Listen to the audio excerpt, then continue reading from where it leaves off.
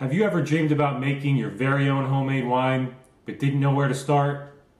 Hi, my name is Mark Dada, and I'm very excited to offer you this step-by-step guide that includes everything you need to know in one place. Over the years, I've made wine from apples, grapes, and freshly pressed grape juice. There can be a lot of questions during the winemaking process, and it can take a lot of time researching countless web pages. Trust me, I've been there. That's why I put together a course on how to make your very own homemade wine at home, and I'll teach you all the basic lingo and terms. I'll show you exactly what you need to know, and we'll make wine together step by step, giving you confidence and reassurance.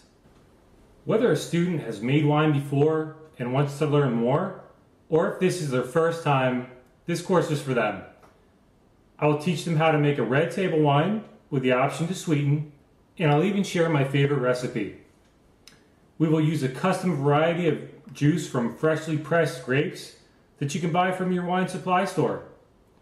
So let's start a new tradition. Let's start something your friends will envy you for.